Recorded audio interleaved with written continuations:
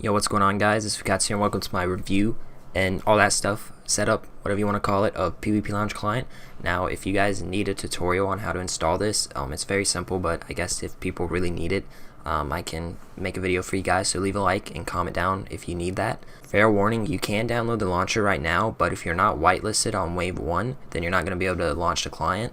Now, in order to be whitelisted on Wave 1, you have to have 1K plus views per video on YouTube. So if you don't meet those requirements, there's really no need to bother them and ask them for a whitelist. Now, Wave 2 is hopefully coming in a week or two, and then that wave you will be able to purchase a whitelist through the client for $15, and then whenever PvPLounge releases to the public, you will get a $15 rank compensation for buying access to the client.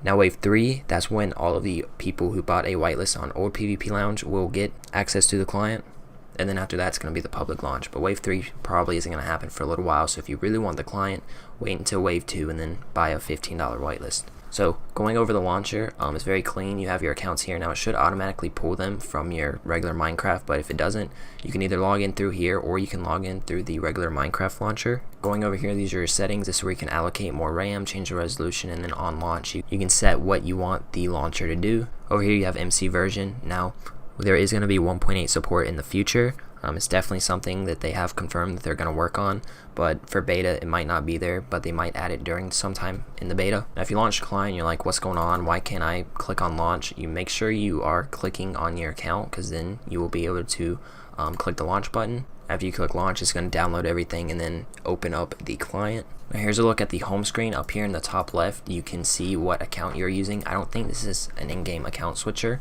That's definitely something they should add if it's not. You've got the little X button up here. Down here you have little news updates and things. You have connected PvPLounge. Now there is no IP for PvPLounge. Whenever you download the client and once you're able to launch it, you're just going to click on this button to connect to PvPLounge. You got single player, multiplayer, and options. Going into options, there's nothing really new here. It does have Optifine, but there's no new controls or anything like that. All of your settings are going to be reset to default. If you want to take the settings from your regular Minecraft, all you're going to have to do is go to your %appdata% and then copy the options folder and then the options Optifine folder, or the .options text file or whatever. And then you're going to put it in the %appdata% PvPLounge folder, and then all your settings are going to be taken from your regular Minecraft. Alright, so I am on Ikari right now. There's nothing really to do on PvPLounge, so yeah, the IP for this server is ikari.gg. It is in whitelist mode, but they are having an open beta today at, I think it's like 6 or 5 p.m. Eastern Standard Time. But yeah, just going over some of the stuff in the client. By default, your mods are going to look pretty scattered all over the screen. In order to edit your mods, you're going to want to press right shift on your keyboard, and it's going to bring up this GUI. Now we're going to go over all of these very quickly, just so you guys know how to use them and all that stuff. So starting off with PvPLounge, just your general settings. Cool thing is you can change the font of all your mods. I don't know how useful that is to some people. I'm just going to leave it at use vanilla font.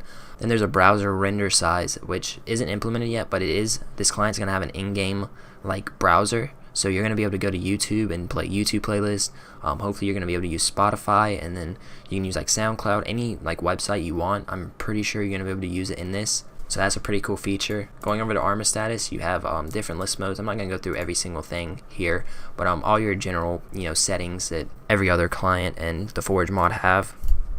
Coordinates, you can see it up here in my top left. They do have a vertical mode, so you can change it like this. This is more like Batty's coordinates, but I like it in the horizontal. It's a lot cleaner. You can change the coordinates color.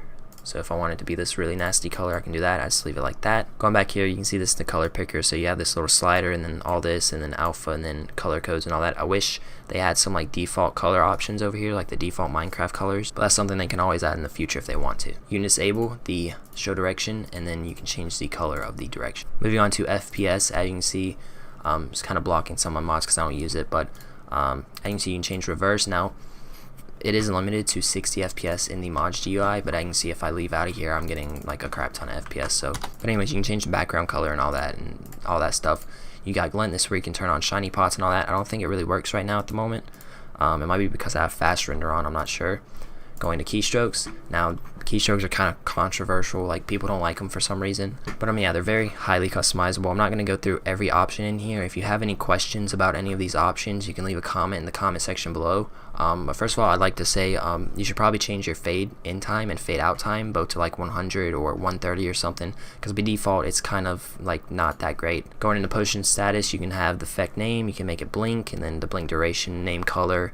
You can change right align, so you can put it on the right side of your screen. You can enable the background, and then you can change the duration color. Toggle sprint, you have toggle sprint and then sneak, and then really cool, you can change the text of what everything says, and then obviously you can change the text color. So if you look up here, I can change it to red, whatever color I want. Next is CPS. Now as you can see, my CPS is right here under my keystrokes, and I made the background clear.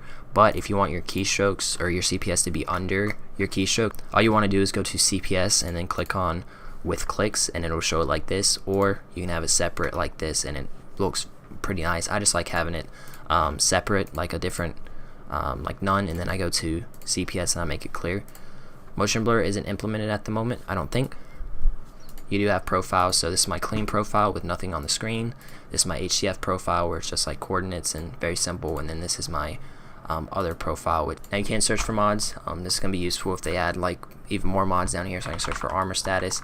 Now you see it's kind of weird, whenever I press my zoom key it it zooms in when I'm in the GUI, but that can be fixed later. Here's a look at the mods GUI. Now I am going to say this isn't perfect, but it is still in beta, so they can obviously change this in the future. But just for example, you can click and drag wherever you want. You can click on this to scale it up and then scale it down. Now say you accidentally scale it down too small and you're like, okay, I want it my default size.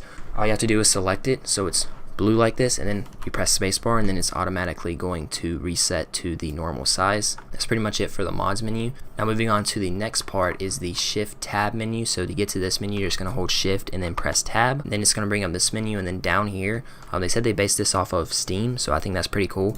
You can bring up your friends list, and then you can drag it wherever you want on the screen, and then you can bring up chat, and then you can like chat and stuff, and we'll go over this in a second. And then you can have alerts, so you can like view your game, private matches, all that stuff. I don't think this works right now. And then settings, this is where you can set your max ping, and then some privacy settings.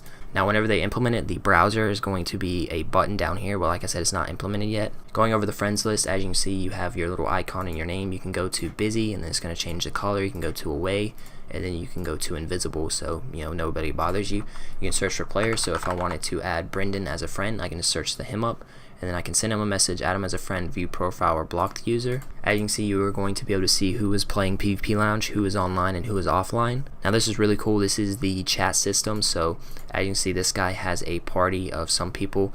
Party, I think that's just for like if you make a party on PvPLounge, I don't know. But you can create new parties, and this is where you can create groups, so you can add up to 11 people in a group, and then you can message people. For example, I messaged this guy 2 days ago at 10:56 p.m. hi, and then he replied 2 days ago at 11:43 hi. So yeah, and then there's like this public chat, which I would recommend they remove this because it's kind of spammy and there's no moderation for it really. Yeah, that's pretty much it for the client. There's not really much else I can show you. I will be making update videos in the future when they add big features or new mods and stuff like that, just like I do with Lunar Client. The reason I've been uploading so much Lunar Client is because PvPLounge, they pretty much give everything out. Lunar, they're kind of like, they'll say something in a live stream to 100 people, so not many people see it, or they'll just tweet something out on Twitter, or they actually won't tweet something out on Twitter, like another YouTuber will tweet something out on Twitter. So that's why there's been so many Lunar Client videos.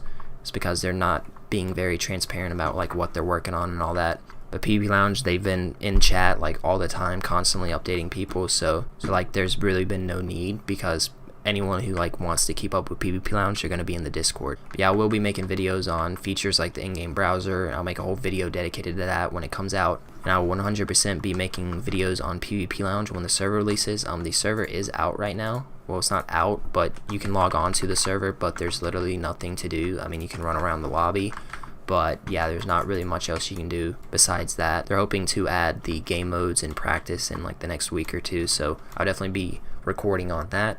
If you did enjoy this video, be sure to leave a like, subscribe for more content in the near future, and I'll catch you guys later. Peace.